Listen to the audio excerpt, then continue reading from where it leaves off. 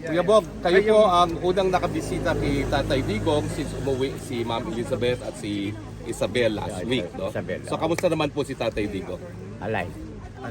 Palagi yun ang sila sabi nyo, alive.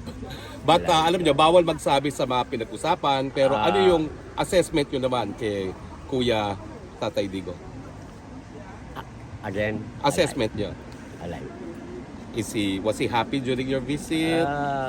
Surprised, of course. But Dahil hindi niya he was- akalain kayong susunod na bibisita. he was happy to see me also. So, okay lang. Yun lang ano, I cannot disclose what transpired. Pero yung physical condition niya, ano assessment niyo sa physical condition? Alive. So he was happy during your visit? Yeah. Okay. Pero nagkwentuhan naman kayo about many things? Mostly on family matters. Bawal i-discuss. So, yun lang. Is okay. Sir, Walang message or anything galing sa kanya? Wala naman. Kuwan lang. Mostly on family matters. So, pinag-usapan ng house beauty doing the Philippines, mga anak niya, siblings and all that. So, How long are you staying po in the Netherlands? I will be here kung sino ang next magpapalit. So, probably in the next week or so. Sa mga 2 weeks kayo dito. So, nag-aantay lang ako who's going to take over. After that, then I go back home. Okay, not much can be reported talaga, no? Dahil pinagbabawalan. can I ask one question lang? Sir Bong, how did you feel that you're back here in the Netherlands and that you saw your brother alive? Actually, I haven't, hindi ko pa nakuha ng lamig because, you know, we just came from Los Angeles. Malamig na doon. Pag-uwi ko, a week after, di ko texted me pa ako daw muna pumalit. Because I'm still having my jet lag, pero, si Tatay Digong yan. So, of course, I cannot say no. So, nandito naman ako. So, ang jet lag ko is LA and Netherlands naghalo. Mahirap yan, jet lag na yan. Mahirap. Sir Bong, welcome back to the Netherlands and good to see you back. Oh, yeah. Sir Bob, I have another question.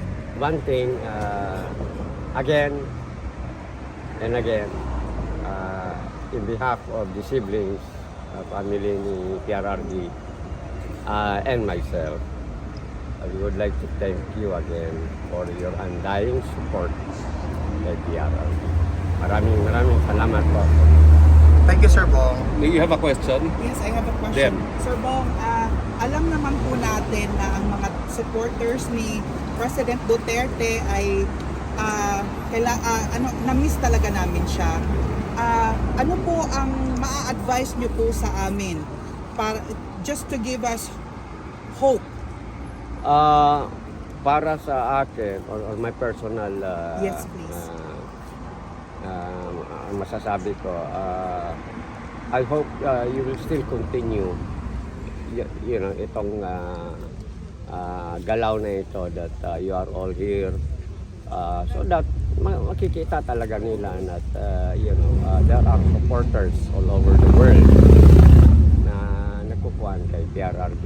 So hanggat ang presence ninyo at saka bosses ninyo nandito, that will be a big help to really bring him home. Bring him Thank home! you. Thank you, Sir Bong. Bring him home! Bring him home! Sir Bong, are you okay for a photo opportunity? Before that, si JV Hinlo, of course, we know you're one of the Duterte. You're going home. Any message?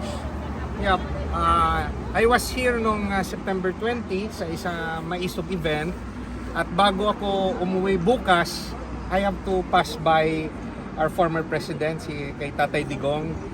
Gaya ninyo, isa ako sa unang nag-imbita sa kanya na tumakbong presidente. Yung katayuan niya ngayon dahil sa atin. Dahil hiningi natin sa isang mayor ng Davao na tahimik na mumuhay na ituloy ang laban at the national level. At hindi tayo nagkamali, pinaganda niya yung Pilipinas nung siya ay presidente. at nilabanan niya ang kriminalidad, terorismo at ang illegal na droga.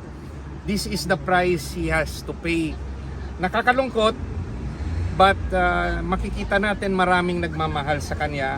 Isa ako doon. Kaya bago ako umuwi ng Pilipinas, kailangan kong dumaan dito.